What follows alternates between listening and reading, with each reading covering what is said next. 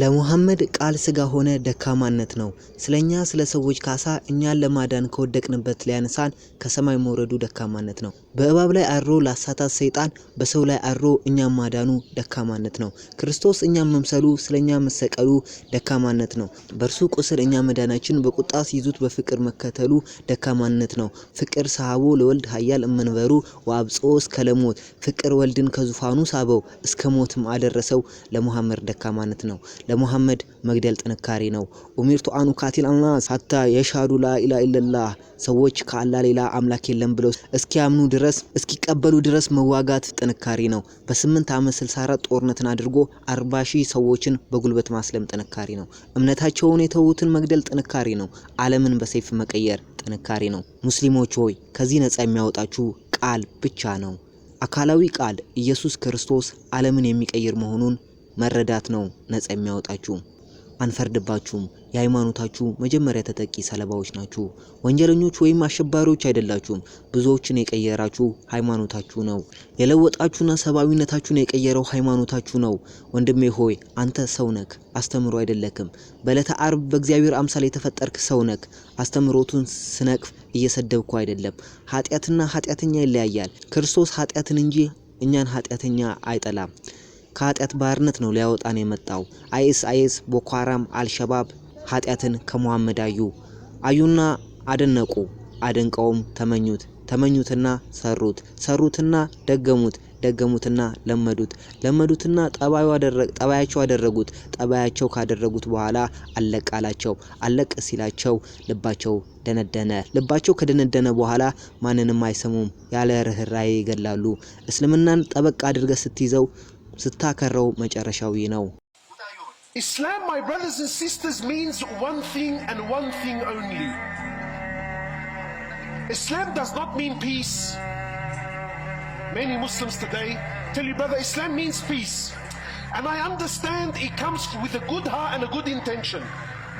But this is the problem, that when you don't have ilm, when you don't have understanding, and you speak purely of desire, you end up hurting yourself, hurting others, confusing others, and worse than all, actually confusing yourself. So many Muslims today will tell me, listen brother, Islam means peace.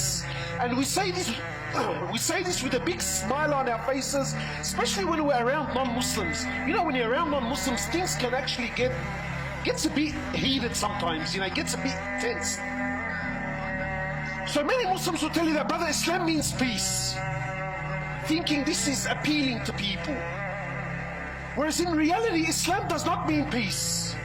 Never has meant peace, never will mean peace. The other type of jihad is the one that everyone trying to hide. And it's called jihad al-talab. And this means that the jihad of pursuing, running after. And this jihad was at the time of the Prophet ﷺ.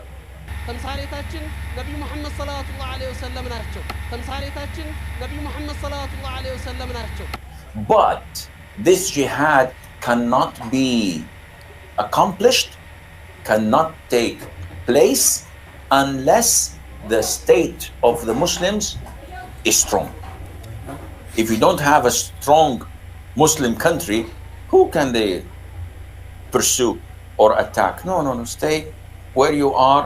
Just try to fix yourself, enrich your people with Islamic knowledge and iman, then you can go.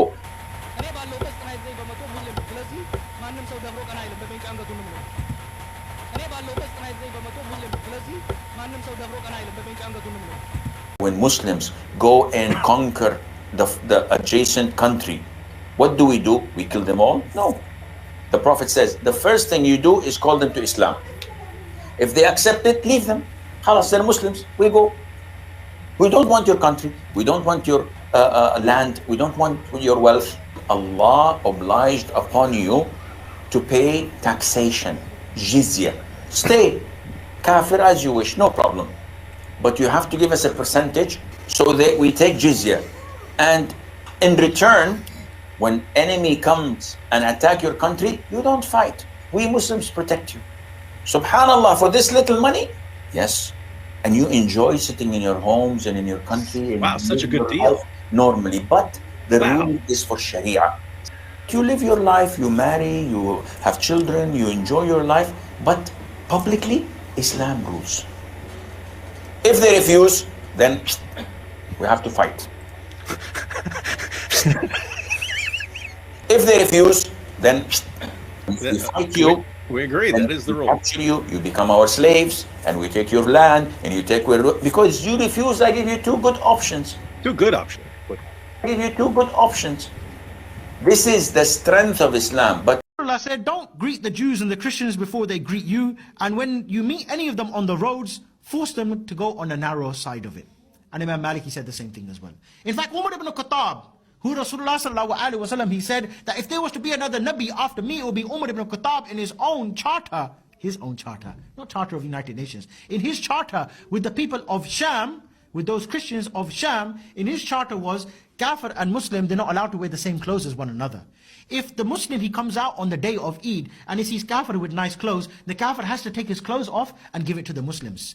The Kafir, when he walks inside the street, he has to wear a red belt around his neck, and he has to have his forehead shaved, and he has to wear two shoes which are different from one another. He's not allowed to, and he's not allowed to walk on the pavement. He has to walk in the middle of the road, and he has to ride on a mule. And that's only for the adults, not for the children. And you can see how Islam would make the child become a Muslim. The kafir, or the child growing up in a state of kufr, he will turn to Islam. Why? Because the child will be walking along with his dad. He said, Dad, yeah, why you got your forehead shaved? I don't know whether these Muslims, they make me do it. Why you got to walk? Why can't you ride the animal? Like the Muslims, they ride the animal like this. Why are you walking with both legs dangling on the side of the donkey? Why is it every time the Muslim comes to you, he asks you for your clothes, you give it? Why is it every time he tells you to get down from the horse, you have to take... እምነቱን ለቆ የወጣ ሰው በመጀመሪያ ደረጃ አላህን መካድ ወንጀል ነው።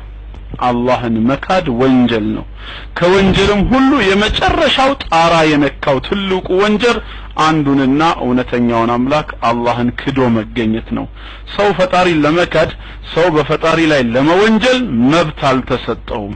ይሄ መብት አይደለም። ሃይማኖቱን ለቆ የወጣ ሰው በመጀመሪያ ደረጃ የሶስት ቀን ጊዜ እድል ነው የሚሰጠው። ምንድነው ሰበቡ ነው? ይሄ ሰው ሰበቡ ምክንያቱ ምንድነው? አንደኛ የኢኮኖሚ ችግር ደርሶበት በኢኮኖሚ ችግር ምክንያት ወጥቶ ከሆነ ያ ነገር ይመለስለታል፣ ይብራራለታል። ያ ካልሆነ ደግሞ በሃይማኖቱ ላይ ሹብሃት ወይም ደግሞ ማስመሰያዎች ገብተውበት ጥርጣሬ አድሮበት ከሆነ በሊቃውንቶች ይፈታለታል። እነዚህን ሁሉ ትቶ ግን አልፈልግም ብሎ የሚወጣ ሰው ግን ምን ይሆናል? ጋሬጣ ይሆናል። ሌሎች ወደ እምነቱ እንዳይገቡ እኔም ማውቀው ነበር እያለ እንቅፋት ይሆናል። እንቅፋትን ማስወገድ ደግሞ በሸሪዓችን ግዳጅ ነው። ስለዚህ አላህን መካድ በዚህ አይነት ሁኔታ ላይ ከሆነ ቅጣቱ ግድያ ነው።